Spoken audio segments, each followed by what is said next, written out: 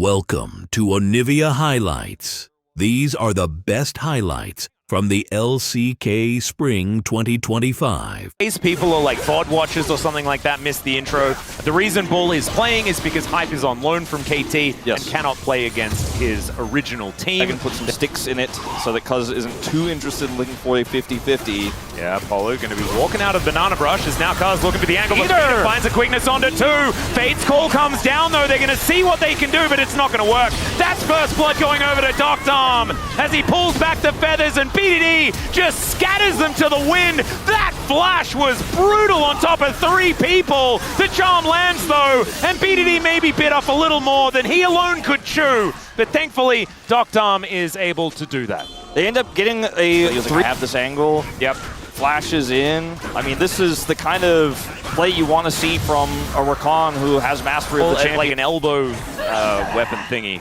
I think that's on what Soul in Soul Calibur from Talim. Talim used them in Soul Calibur. Oh, yeah. Can't remember. I don't know whether they're exactly what she's using. Now Cuz is looking to go aggressive onto Polo. He will find the quickness, but Bull going to be able to flash away. Seismic Shove though pulls him back. That's good aim there from BDD. Their prize. Well, they're starting to be the top away. Because Ro are going to heavily commit to this Herald here. 4 members on the top side of the map. BDD on the flank though. In a little bit of trouble. That is a great charm, point blank, and BDD should be going down. It will take them a while though, and he gets the shield as he completes the Seraphs at the time. That was ludicrous. He still dies, but man, that was pretty good transformation timing. So the bros, they should be able to grab themselves the Rift Herald while KT exchange that for the outer turret in the mid lane. Kind of a moot point, to be honest. Yeah, I mean, taking the Rift Herald if this is what you're trading for. Like, I want to get the mid turret. Malignance is done though. So BDD and Close are both building towards the Leandris. It's Cuz! He finds three. Bros thought they'd set up a trap, but who is trapping who? As they're all just in the grave. The Equalizer goes down onto a rock, so it's not necessarily where it wants to be. But Morgan, he is also not where he wants to be. The Ambessa will be taken down. Doctarm is just getting everything that he wants right now. 4-0 and 3, 100% kill contribution on the Xayah. It's the bros' worst nightmare right now. It really is. I mean, they had a draft where everything that they're comfortable playing was on the table. They had a draft that could have controlled the early game, but it's they who are engaged upon by KT twice now, Peter. Morgan, you miss every shot you don't take. He took a shot. He did. And he took a teleport and he had to watch himself go over there as once again, Cuz is dodging stuff and knocking people into the air. Croco going to be on the worst end of that one. Great wall placement once again here for BDD, but they haven't killed anyone just yet. Croco does have a bailout, but unfortunately not going to get bailed out for this one. It was just a little bit too expensive, and the bros are going to just back away. So only losing Croco. Can't show up and they know he's there then. You also don't have to fight Smite, so I don't think this is punishable. Like, oh, dodged it, and you're all dead. And now Soul Point. If he does not get charmed there, he cyclones a BD Weaver's Wall, and Closer at best case scenario has to flash. And at worst case scenario dies. And Yeah, okay, oh god.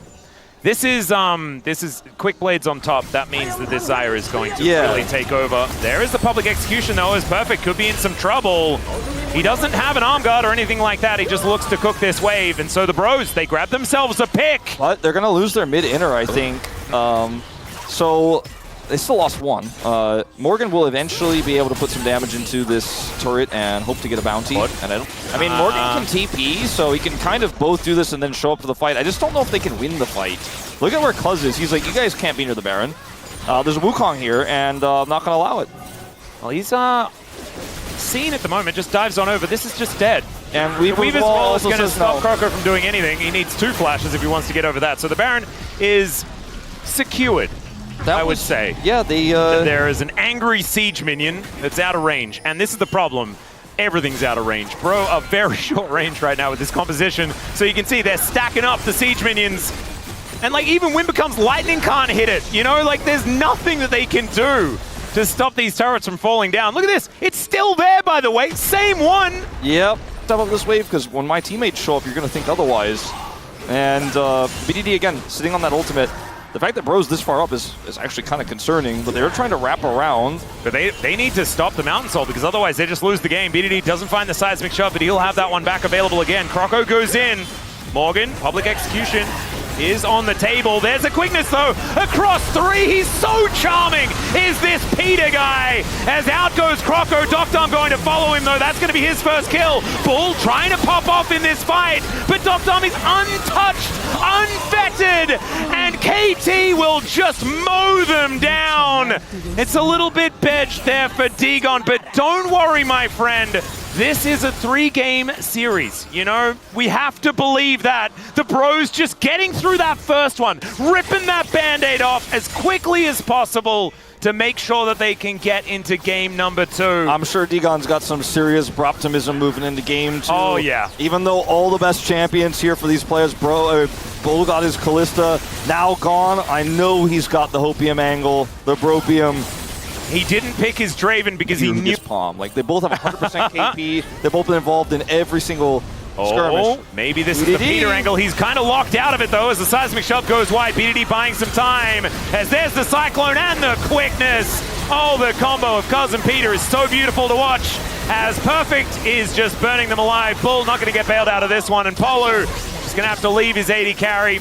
I think this is just going to be a clean ace here for KT. Bro, just thinking about getting towards game number 2. And the smite in the air. What the heck? LeBron Cuz? That was so sick. He snaps his fingers and people die. Yeah, that's exactly how that one goes. Kind of like Jet Li from that movie where he was the Monkey King. This game, I really thought was going to be a lot more interesting than it was, but Peter and Cuz said just another day, just another KT win. And this team uses Boomerang and run around and not be hit by it and still feel fine. The Gnar also is a second form of ranged attack damage to break through these. I think KT are pretty happy to sip the tea. I'm not really sure where I'm going with this in terms of the analogy, but like, Bro aren't winning the objectives. They are not collecting the neutral things on the map. Like, let's just put it this way, they don't have any dots on that risk averse. I'm going to say risk averse.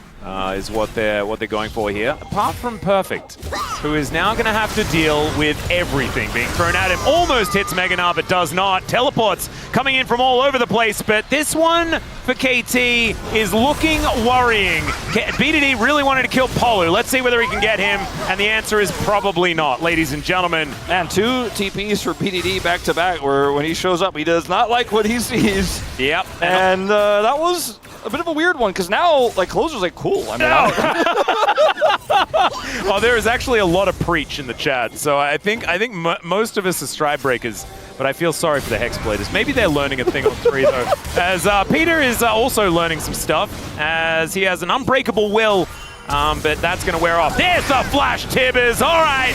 Closer will be able to shift some sands, though. Tibbers chasing after him, but in goes Croco. That paranoia is working out. Hexblade value, baby, is Cuz looking for some resets. Doctom in amongst 3 people as Cuz is now transformed, and this is not the same KT that I was witnessing in game 1. No, it is certainly not, and some collapse. He's walking down. KT really playing with fire here. Well, this one is likely to be a, never mind, not a 50-50, as the train is a little late to the station. Peter is going to interrupt. Closer on a flank angle, as now Bull off to the side, but BDD actually in a great position in this one. The headbutt out of the Scion, but right on top of BDD is unfortunate, so he's going to die. Perfect still looking for something more, and now in for a penny, in for a pound, say KT, as Morgan is just cutting them down where they stand. A true lumberjack is this man, as Bull off to the side with the curtains. He's going to call this fight over. Did I just watch the same fight twice, basically? Yeah. Or Closer defensively ults doesn't... Not going to get punished too much, but there are those feats of strength that we were talking about. Closer going to upgrade his shoes by taking down the structure.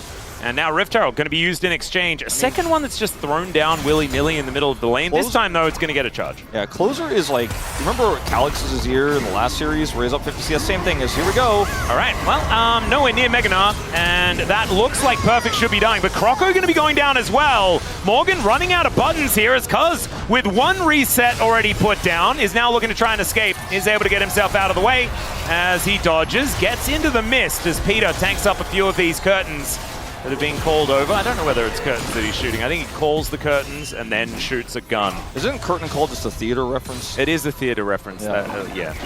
I don't know if it really is about his gun. Curtain call's the end of the show. Yeah, I think that's kind of like I think he's going to play it out and finish things off. Play around the fact that this Nocturne can be at a moment's notice so far into the enemy backline or just straight up where the rest of the team is pushing. Yeah. Gives you side lane pressure even with a Scion. You know, like that's what we're talking about here. Yeah, no, it's really, really hard for KT to find any way back in. I guess Clownery13 from Twitch chat did say that it's unlosable for the bros. So bro fans, you know who to blame if indeed it is losable in the end. Nice sidestep, but he may still be in trouble. Yeah, that heartbreak is heartbreaking, ladies and gentlemen, as he just face plants. Right, he was trying to get into the little bird bath. Yeah, see a little bird bath thing that was there? I see the duck.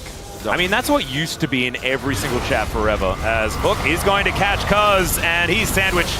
Down he goes, cut down like a tree. Emperor's Divide onto Peter. Headbutts his way back over. Chains of Corruption to try and keep the cow alive, but he's knocked up and anchored back in once more. Is it an overextension? The answer's no. The bros can do whatever they want, ladies and gentlemen. That's a double kill as Doctarm goes down. Perfect has given up on his teammates entirely. Not sure if BDD lives there, by the way, which means that he's healthy as well. Yeah, he's been healthy all game. Eating well is this Lumberjack.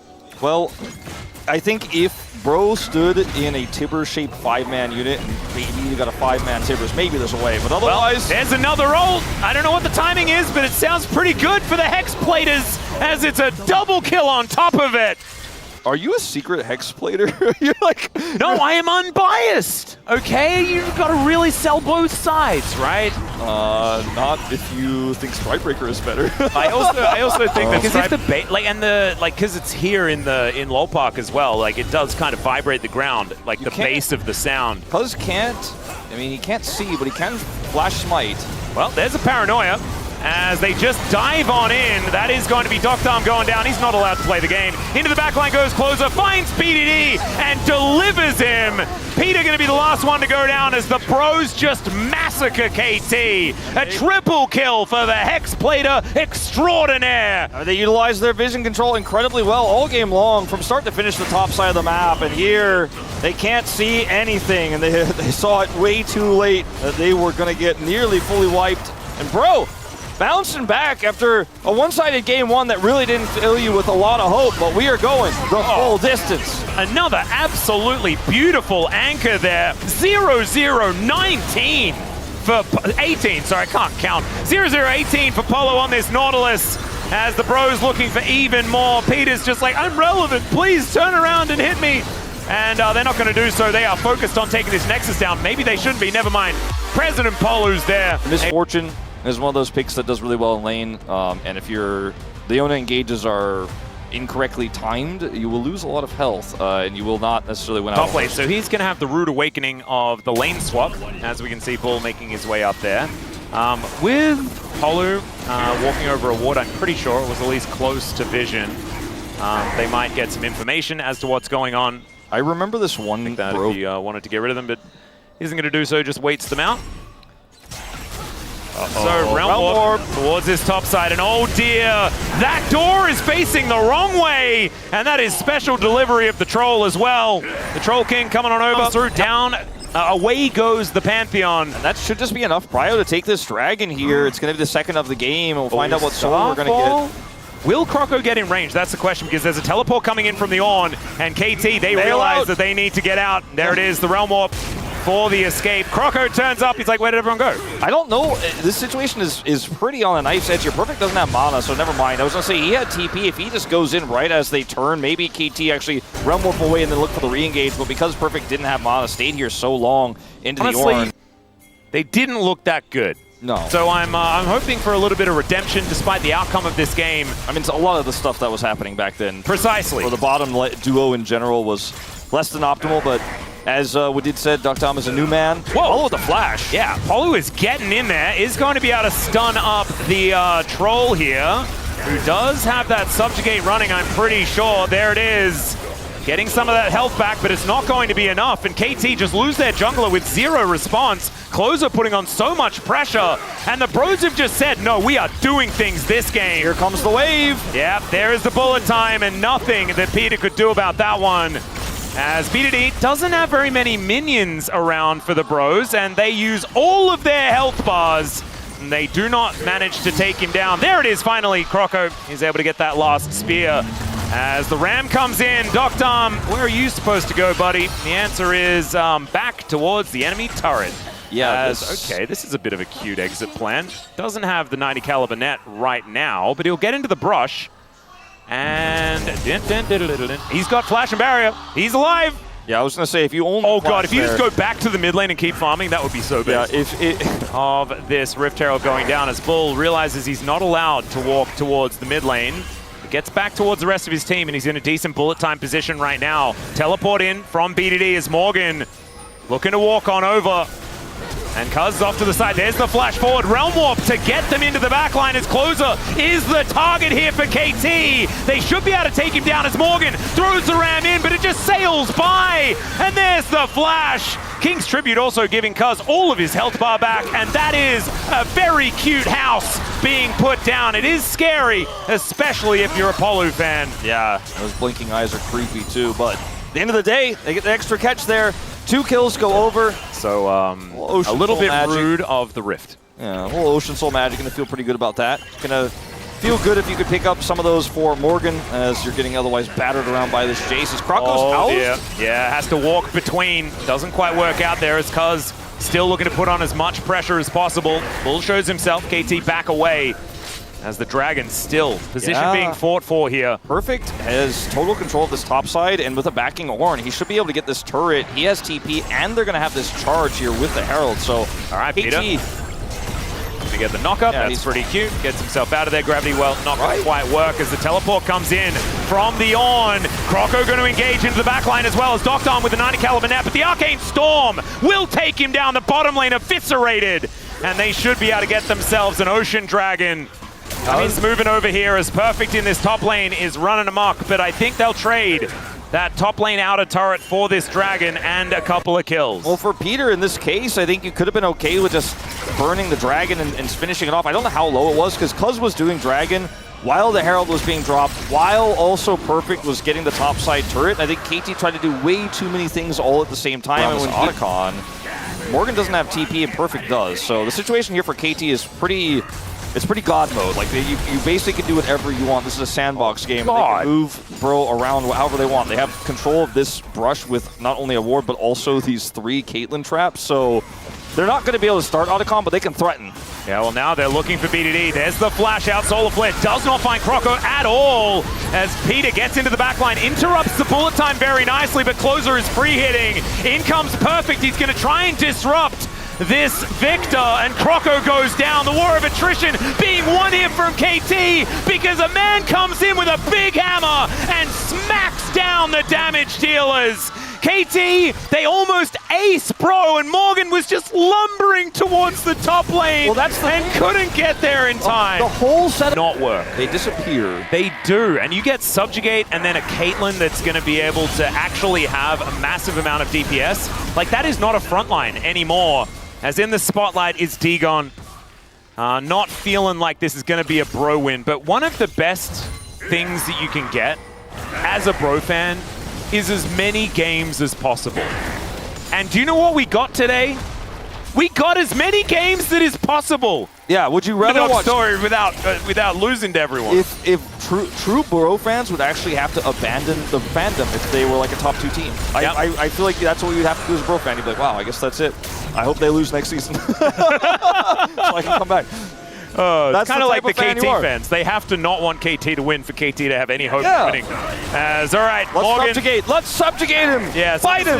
This is what we were talking about. The pillar goes up. He was waiting for the searing charge, and yeah, Morgan does take a while, but he does go down. Pillar is bigger than yours. Oh yeah, it actually is too, and it's a little doggo. 6 items. Bro will have more stats, right? Yeah. Because he makes the items gooder. And they've got the Seraph's Bear Hug, that's done. Because I think that's bigger than an Embrace. I mean, I think it's a huge win that Bro were able to stop them from being able to start Baron at all. Yeah. BDD looks for Croco in that side lane, or at least towards the side here as Morgan gets engaged on. And that's kind of good for the Bros. Down goes the Jace. That's a lot of their damage, but there goes the Ornn. The front line's gone, and BDD is a monster. He's in amongst 4 people, and he likes those odds. as Closer gonna get taken down to half and then finished off as Doctom gets the headshot. And you thought you were getting away, Polu. That is not the way. It's Bull, it's your birthday. It was your birthday yesterday, so we'll let you live. But KT probably not wanting to say the same for the Dragon, or perhaps the Baron. They don't have a huge wave. Lead across. This is a beautiful turn here. Like, Morgan gets the double knock-up, then they have the Misfortune ult channeled on top of it. But unfortunately, they're just so far behind this game that BD is basically a raid boss. He's just so healthy. To be honest, like, that's a bit confusing. That shot blast, not confusing. That's just deadly. Solar Flare, gorgeous, as in goes Peter right underneath the turret. He's dead. And not really too many good things happened. It's a very big Arcane Storm. Well, I mean, the Nexus is still alive. Yeah, it ain't over. Dagon's breathing, as we can see. BDD looking for a battle as the Ram flies by. The Gravity Well is doing a whole bunch of work as Closer. He can go into stasis as well. And that's so much damage onto Doctom. He's stunned for about 16 years. As Polu's gonna get, no, never mind. They stun him up and down goes Cuz.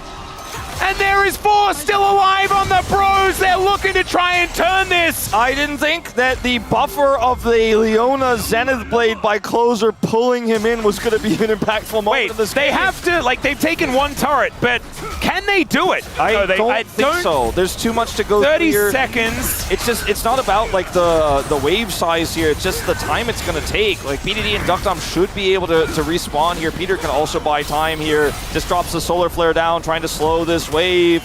And I think, bro, that's about it. Brio in the mid lane, but they don't have control over the Drake pit itself. It's perfect.